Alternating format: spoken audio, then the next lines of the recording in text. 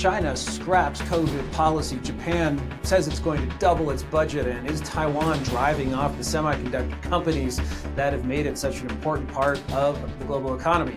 I'm Christian Whiten. This is Simon and Whiten, joined as always by Mark Simon. Mark, please say hello. Merry Christmas, everybody. Happy holidays. Merry Christmas, Mark. Well, as I mentioned, so China, despite coming out of a party congress not that long ago in which Xi Jinping and his top cronies said that they were doing COVID zero for the foreseeable future, that this was their superiority to the West, thanks to protests, which is sort of interesting that China seems to have flinched a little bit from these first mass protests with significant geographic depth since Tiananmen Square, is scrapping its policies, at least saying it is, and seems to have done so in Beijing. You're having a surge in cases and in health problems because China actually seems to have spent most of its time on tracing and on policing and not on building things like emergency rooms or care clinics for people who have these illnesses. And there's also this perception that China's economy is going to come back full blast because of this. Certainly, if you look at some of the trades here, there's an expectation on Wall Street that it's clear sailing ahead, more or less. What do you think, Mark? Does that make a lot of sense? Is that the truth? Let me ask you two questions. First of all, would you take the Chinese vaccine? No, I wouldn't. Okay. The second thing is, I want to ask you is, what makes us think that the competence or the incompetence that in China that's been handling COVID is all of a sudden going to become competence in the economic field? So I don't really buy into it. And the Chinese economy has a lot of headwinds in many other ways. So COVID, just because you come out of COVID, you get a bounce. There's no doubt about it. People are now moving around, but it doesn't mean that the economy is super strong and moving forward. And unlike the U.S., I am a firm believer, I know people disagree, that the Chinese have burned through considerable household savings during this. And I do not think that they are in the mood to basically spend a lot. So consumer spending will be down. The second thing that I'm really expecting more than anything else at this point in time is probably some political backlash for the first time that we've seen under Xi Jinping. I think people have now seen that he is not the all-powerful great emperor and that his mandate from heaven has a few clouds in it. You know what I'm saying? So I think he's going to be a little bit more cautious on the security front. And what that means is he'll probably have his ears up. He'll be out hunting for people who are causing problems. That causes considerable slowdown to the economy because people are really not willing to put their head above water. Also, we've seen a death of entrepreneurship in China. I don't care what anybody says. I argue that all day long. Jack Ma is hiding in Japan. Joe Tai, his partner, spends all his time in the U.S., dealing with the nets, not doing a very good job of it. And all these people are leaving. So, for example, one of the things, there was a very good article in the Wall Street Journal or the Bloomberg, interchangeable. One of those guys wrote a very good article that's true. Basically, the mainland Chinese are moving their offices from Hong Kong and they're moving money overseas. Mike Forsyth of the New York Times, who just did a really good book on McKinsey, Mike's an expert on this. I consider him really very wise on how money moves around, something I follow. Money's leaving China. And when money leaves China, talent leaves China. And this is your entrepreneurial class. So what somebody's saying is, okay, I've got 20 restaurants or I've got 3 businesses in China. I'm going to milk those for all they can. I'm going to make sure they run well. I'm going to do the best I can. But I'm not opening up any other businesses. The other thing, too, is China really is an entire economy based on 2 things. First of all, it's based on real estate. I don't care what anybody says. What is it, 53 trillion, 72 trillion, depending on who you talk to? Well, that real estate market is slowly dropping. People aren't as wealthy. If you're using real estate as your basis for collateral for almost everything, it's getting harder and harder to find economic financing. The second part of the Chinese economy is it's not built on consumers. It's built on export manufacturing, almost mercantilism. And guess what? China is becoming much more expensive. And as it becomes more expensive, basically manufacturing is leaving in terms of new startups and things like that. So yeah, they'll always have some jobs, but quite frankly, I think they're in for big headwinds. Sorry, that was kind of long-winded, but no, well, that makes a lot of sense. So none of the basic problems China was facing before this have cured or have been cured. Xi Jinping has not demonstrated a lot of prowess financially or economically, and they're sort of saying, okay, 2023, we're going to be focused on economic growth. But so far, they seem to be more focused on ideology, and they have this economic model that's played out. The I idea mean, of do you see any? I mean, I mean, you know the military world better than I do.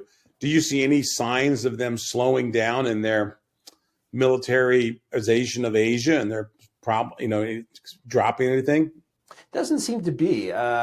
You sort of wonder. It's so hard to get accurate information, but the Navy that they have continues to grow in capability. They seem to be definitively increasing their nuclear deterrent, which is weird. That sort of sounds like a throwback. Once you have a sufficient deterrent, why bother, going up to U.S. Russia levels of 2,500 warheads? Yep. Really, do you need more than a couple hundred?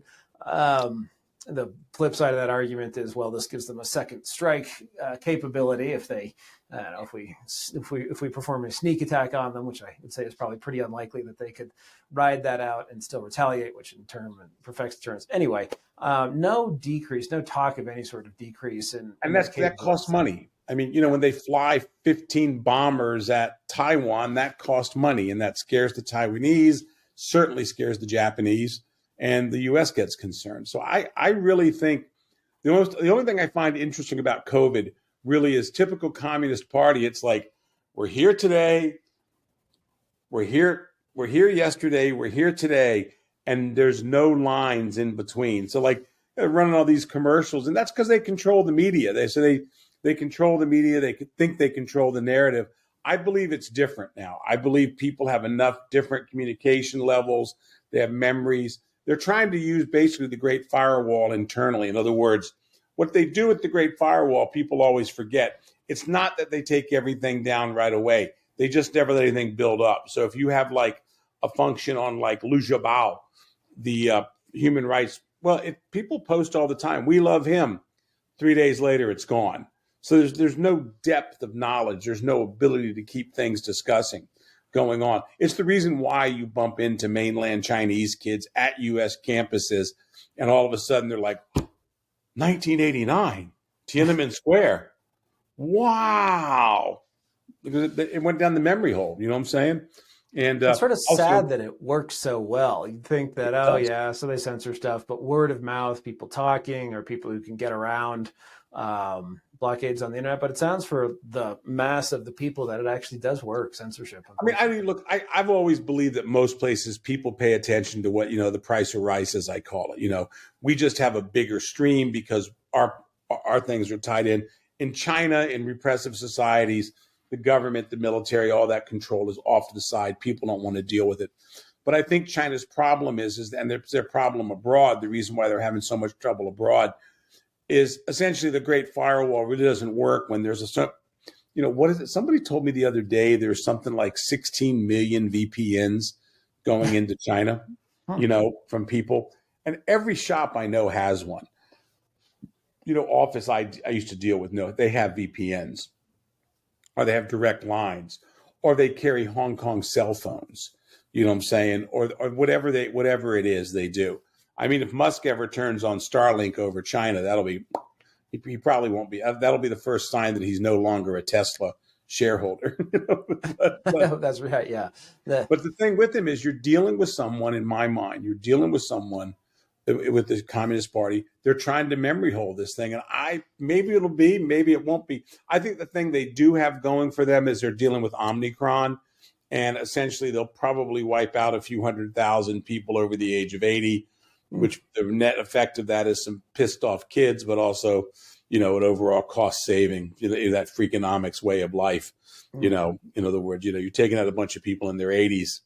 The economic damage to the country is not much. It's a harsh way to look at it, but that's actually the facts. I've seen people who can do calculations that say the million people that were lost here, and I'm sure right now a plane will crash into my house to take me for making this point. But the fact is, a lot of people that were taken here were heavy medical expenses people, or people very, very old. For example, in Pennsylvania, there's now a lot of beds, and there's a tremendous number of beds in old age homes, because it took them. Mm-hmm.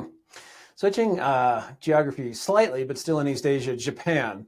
I heard this for the first time maybe a year or so ago, that Japan was thinking of not just a small increase to its defense budget of the kind that we saw during Abe, but a significant one, even doubling. It's been an unofficial sort of standard in Japan to spend 1% of GDP on defense. That's a lot less than we do. We're a bit more than 3%, 3.5%, but and it's less than even European cheapskates. But since Japan has such a big economy, the world's third largest, that produced a pretty big number. But they've been talking about going to 2%. That would be effectively doubling what the defense budget traditionally has been. And now they finally put it into action. It looks like it's really going to happen. I'm curious if you agree with that, if you think it's really going to happen. Second of all, how are they going to pay for that? Maybe that's a separate question. You know how everybody says most people in life meet people after they were successful. In other words, like, I was on the plane and I met Mike Tyson. I meet all the people who become super successful, but then I never figure it out. I'm going like I met Barack Obama even before he was a U.S. senator, when he was campaigning. I met him when he was a junior U.S. senator. I talked to the guy for like 40 minutes, literally. Huh. He was just dead. He's a junior senator. He was already a rock star a little bit, you know what I'm saying?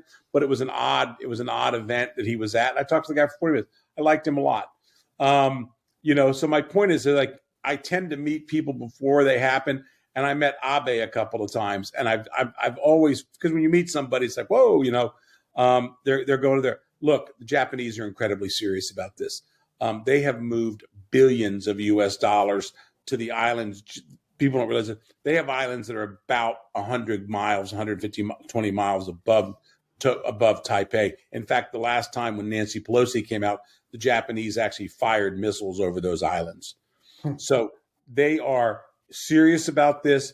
Taiwan, they have, I remember I was talking to a friend of mine, much smarter than this, and he initially said, he goes, it doesn't really matter. The Japanese can just go all the way around. And I'm going like, it matters. Believe me, it matters. That extra 4 or 5 days cruise, and then you've got Guam and all that. And he thought about it. He came back and he said, "Whoa," he said, "the Japanese will never let Taiwan go. They will never go without a fight down there." And I think that's what they're recognizing. I think there's two things happening here. I think the first recognition is they can't depend on the Americans. That's my takeaway. They're increasing their military spending because they are not sure what the Americans are going to do. Okay, in particular, this administration. This administration constantly goes over there and says we had talks with our strong allies. Somebody told me if you read the Japanese press and you sit back, and that's the press you got to read because that's their press. If you read the Japanese press, it's not so. I got a couple of guys that work in the Nikkei group up there, you know what I'm saying? And they said there's not the confidence that there was. They had a lot of confidence in Obama. They had a lot of confidence in Trump. They never understood Trump. They just thought Trump was like, he was like, and, they would hope he would, but you never knew he was going to. With Biden, they're not so sure. I think they're somewhat reassured these days on that, but I think they know long term there's certain things that they have to do. Also, I think the modernization will be incredibly interesting in terms of the other countries in Asia that will be modified. The Japanese will certainly get into weapons exports, and they have tremendous commercial ties into places like Thailand, Indonesia, Taiwan, not as much to Korea, but Malaysia. And so what they're going to start to see is, I would not be surprised to see a few things. First of all, I think we'll see more Japanese constructed naval warcraft, fast naval warcraft coming out to go in those countries. The Japanese have because they own different yards in different countries. So, for example, they own shipping yards down in Singapore, around Singapore, down there. They can build down there. They can transfer that technology down there and build. Second thing we're going to see is drones, and we're going to see some fighter aircraft, coming out of Japan. I think the Japanese are going to jump into this full on. I also told somebody the other day, I think China is now going to have a new battle in Washington, D.C., because we're going to see a Japanese military industrial complex that as they start to expand, these companies will become of interest to U.S. companies. We'll see mergers. We'll see some acquisitions. We're going to see a lot of good stuff happening here. And the other thing I'm just going to say, and this is a prediction right now, I've long believed that the Japanese population crisis is going to lead it to basically start looking for joint command operations with places like the Philippines, maybe Vietnam, other places where essentially we're going to have these combined crews on ships of Filipino crew, Japanese officers. We could have some type of thing with Brunei. We could have all these things. We're going to start seeing them pulling people into their military industrial complex, and we're going to see them. They understand their problem. They know their problem is personnel. They understand it better than almost anybody else. They know their problem. So they're going to start doing that. I think we're going to see a lot of different things happen with them in the term. And I think the weapons are going to turn out are going to confound the Japanese. I think we're going to see drone technology and other things that will be fabulous. It's interesting. It was some years ago that Japan finally repealed its law that said you can't export weapons if you're a Japanese company, and that was left over from the pacifism, the post-World War II viewpoint that it's just, is bad. It was probably banned by us, actually, but continued when they got their sovereignty back. But it's been very slow. The companies there have been very slow. You'd think the next day that Mitsubishi would be like, oh, yeah, well, hey, let's try and sell jet engines to Taiwan for its F-16s. Nope, didn't happen. Maybe it will now. Well, I think the thing is what do you think the reception will be? The Japanese are going to certainly be more aggressive in selling their products in Asia than the Europeans. Because they don't give a shit about upsetting the Chinese. Yeah, exactly. That would be pretty, big, because so far Taiwan has had to buy everything from us. I mean, they bought some French fighters in the 80s, the 90s, or maybe the 70s. But more recently, since China has been economically significant, the only country that's been willing to sell them just about anything is the U.S. That would be interesting if Japan flipped around to that. I got to say, there are the Taiwanese diplomats, this sort of allude to decent connections with Japan, and you have good statements. And I believe the policy director of the LDP, I'm not sure if he's actually in the Diet or just a staffer essentially, but he's going to go and go to Taiwan. So you have some increase in linkages, but the linkages I know between MOFA in Japan and the Ministry of Foreign Affairs in Taiwan, very, very, very limited. So a lot of room to grow if they want to grow. My big question, though, is how Japan funds the big increase in defense spending, because their obligations from an aging population are not decreasing. They seem to still want to spend an enormous amount on infrastructure, which, it makes it a great, well put together. Tokyo is probably the most well put together city. I can think of, if you look at others like Dubai, where there's lots of money, they have this growing pains, whereas Tokyo is more mature. But, you have a country with more than 200% of debt to GDP, far surpassing us. And of course, we've surpassed the French and others. And it keeps going with this odd sort of phenomenon. I gather Japan Post is where a lot of Japanese keep their savings, which can sort of, and everyone is in on the joke as far as when you can raise prices, who you can lend to, all of that. So some of the regular market conditions don't apply in Japan, but I'd be surprised if they could easily come up with this money. I don't think they can. That's a question probably you're better at answering, and I know you pay attention to it. I mean, my thing is like, all right, how much are they really going to spend much more? Are they going to spend another $5 billion or another $25 billion? I say if they're spending $20 billion, $25 billion, what does that get them? That gets them a whole new flight of drones. That gets them 4 or 5 new ships every year. You know what I'm saying? That gives them mines. That gives them countermeasures. It gives them missiles. Mm-hmm. I think as long as they keep it reasonable. But I do think, going back to your question, what they'll be able to do is, look, it's all about is jobs and things like that. So what will they be able to do? They'll be able to move. They'll be able to move these things around. In other words, like where they're putting money in the infrastructure here and this and that. I think as long as they're spending the money someplace else, we'll happen to see it. I'm not saying guys who are pouring concrete are going to go start making Exocet missiles, but I do think the fact of the matter is that they will find a way to split it around. They will find a way to move it around. But I really have my biggest issue is I wonder how they're going to man all these things. I think the Japanese are on the cusp of the next thing of an immigration change.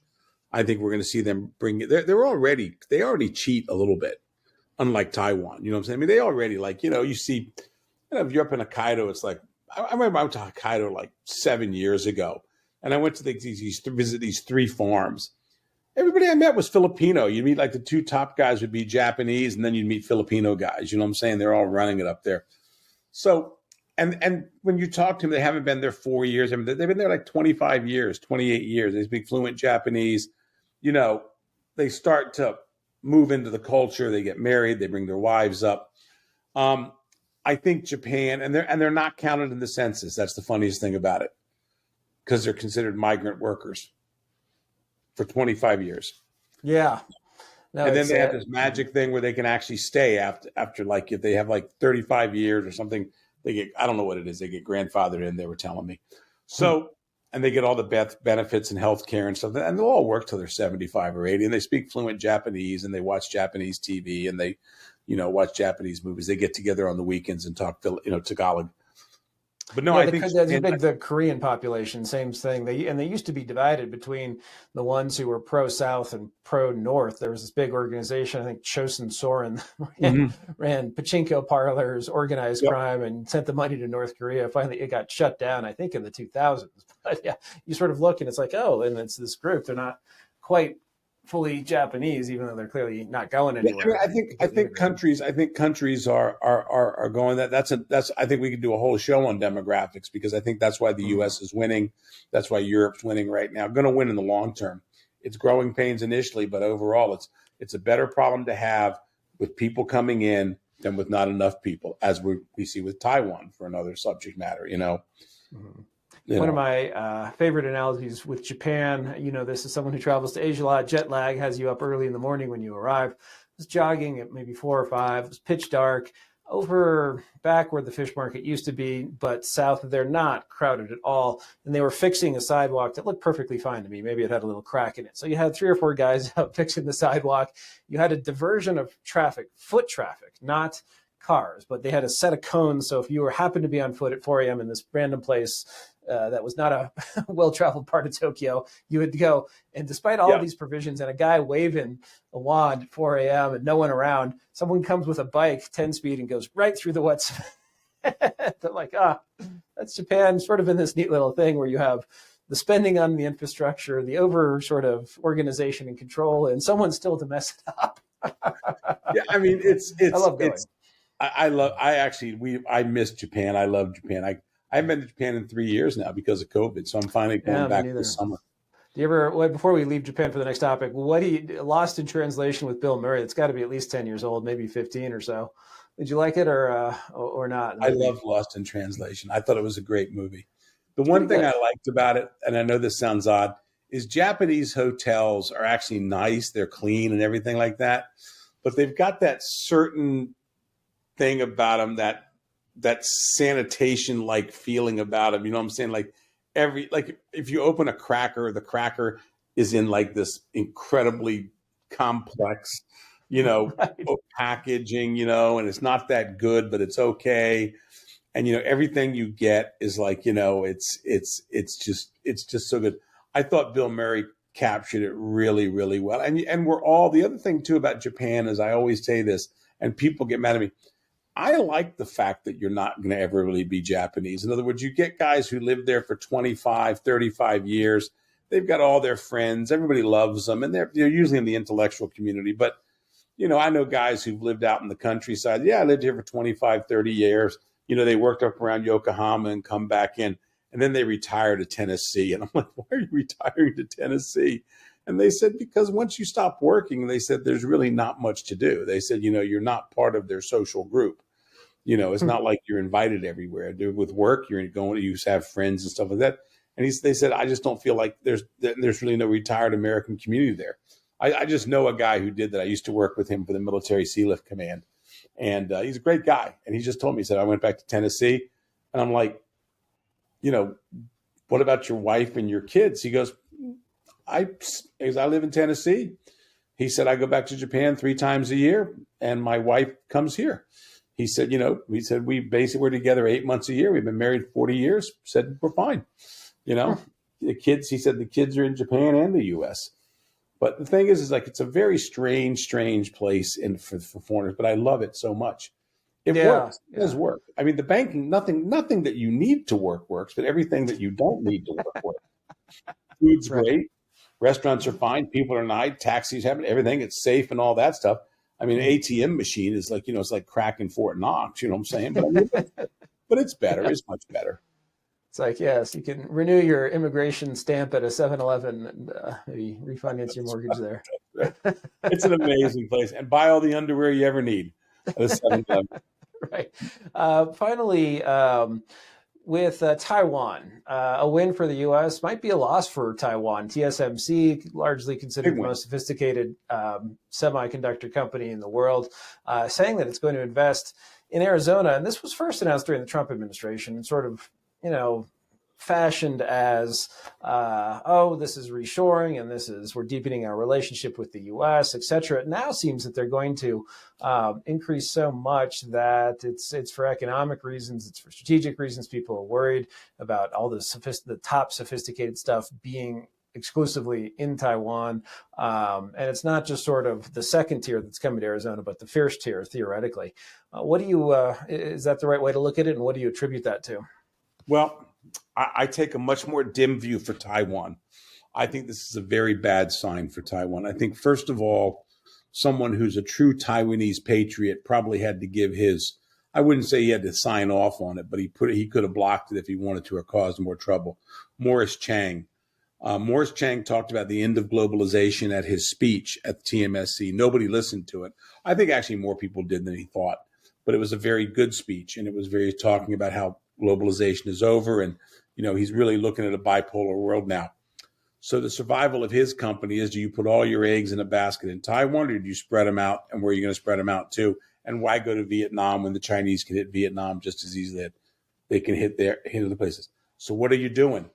You're moving to a place where essentially once you get your word and the rule of law, and once they tell you what they're going to do, in fairness to certain states in the U.S., they can do business. I mean, you got the woke crap, and you got the labor unions, and you got the environmental stuff, but you pretty much have that version of that everywhere. But the U.S. has something that's going on. It has a growing population. It allows in workers, specialty workers, and things like that. And it's basically got all the water they need. There's no energy problems. In other words, if they need energy, they'll get it. In other words, they get everything in the U.S. and Arizona they do not get in Taiwan. And of course, you have the security factor as well. I think this is a real blow to Taiwan. I think what they're saying to Taiwan is like, yeah, we're going to keep some things here. We're going to keep expanding. And they will a little bit. They'll keep doing some things. But the fact of the matter is, they're moving out of Taiwan. In other words, Taiwan, we're moving a lot of our more serious chip work that we do for defense and things like that. It's moving to the U.S. The problem for Taiwan is 5 years from now, when these factories are up and running, and let's say you go to the second expansion, at that point in time, the justification to protect Taiwan because of chips starts really going away very quickly. Okay. And it starts falling very, very quickly. But the other thing, too, it's just the general business hostility that the Thai administration and Taiwan has. Taiwan is a very, very hostile place for business.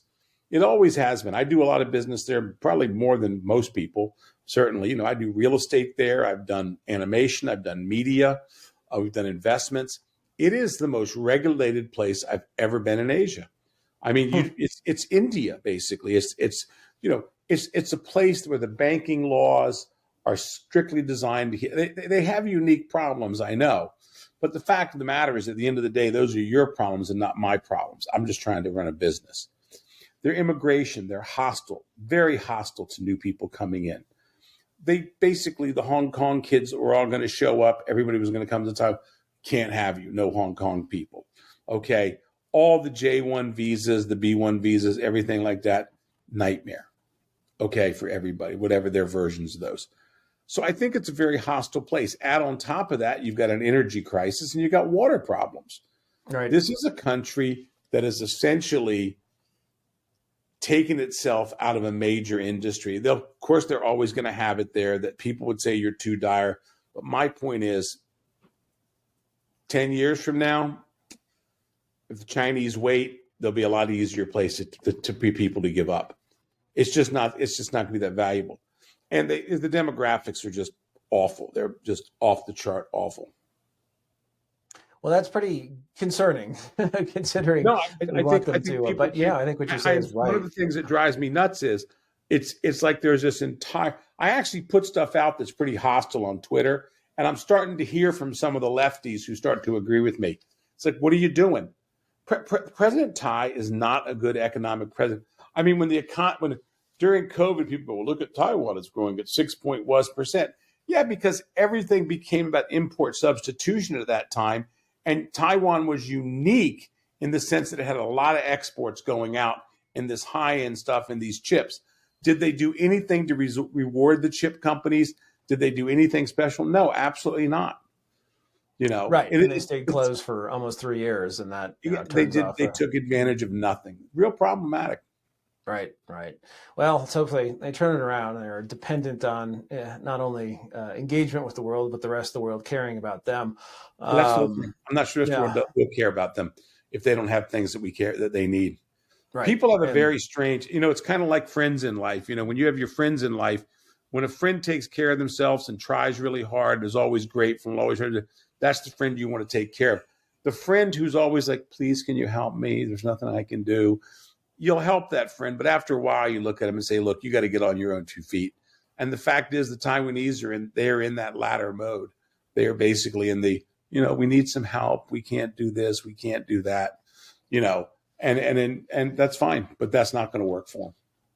Hopefully, the setback to the ruling party, the DPP, in the last elections, which we discussed on a previous episode, is a wake-up call that the DPP can't just sort of say, okay, the KMT is the business party, but we'll focus on Taiwanese identity and opposing China, which is fine and good. But they just need to streamline some of the business stuff. If regulation isn't absolutely necessary, then get rid of it. I hope you're right. But the first thing they could do right away to make everything easier tomorrow is they could change immigration laws. But this is still a place that does not do that. And when you bring it up to them, they're always like, it's very difficult. The people don't like it. Fine. Right. Your problem, not ours. And I think they are counting on the fact that the Japanese and the Americans will defend them, which I think it's in our interest very much to do so. But I think what we need to start doing with Taiwan is we need to start putting the foot up the ass instead of always showing up and saying how wonderful they are. It is. Part of that means changing our own approach, because while we have the Taiwan Relations Act, we've had a series of administrations that have dragged their feet on Taiwanese requests for arms, make them get permission before they even make the request. So, the State Department can say, we've approved every request. It's like, but behind the scenes, you've told them not to. I agree with you, Christian. I'm not saying it's all their fault. I'm just saying they have to get their act together. Yeah. And the other thing they need to do is they do need to be more forceful. Like, for example, instead of us sending all those weapons that they pay for to Ukraine, I just have this image of like they hand us a check for the weapon, and we say, we're going to go out the back, and they go, my brother Al, he took that missile system to Ukraine with him. Come back next week, and we'll give you the Ukrainians. We'll give you a system. They come back next week. Oh, my buddy Tommy, he took that missile system to Ukraine. Come back next week. The whole time we're holding their money. I mean, it's ridiculous. Taiwan is by far more important than Ukraine. I'm not, I'm not saying we throw Ukraine under the bus, but the fact of the matter is that we've got priorities for our nation. Taiwan is a much higher priority for the United States than Ukraine. I'm sorry, that's just how I see it. I agree with you entirely. We are a Pacific-facing nation. If you want to make sure that you have access to the Philippines, Vietnam, Indonesia, Malaysia, Singapore, even South Korea, and friendly Japan, that is where we're trading with. That's what we're doing business with. Matters far more than Efistan or whatever the hell it is. Some stand sitting over next to Ukraine. Yeah, it doesn't matter to me. Those things don't matter to me that much, as much. And I think the fact of the matter is, in fairness to the Ukrainians, they fought the Russians to a standstill. The Russians are not coming in anymore. Let's stop with this ridiculous. But you're not going to take back that territory from the Russians. It's 40 million or 35 million against 110 million. It just doesn't work. And the One Russians quick, are not bad fighters. That's a myth too. right. One quick final thing. You just mentioned Indonesia in passing. Are you concerned at all as a guy who runs hotels? Indonesia has passed a law saying that relations between two people who are not married are illegal.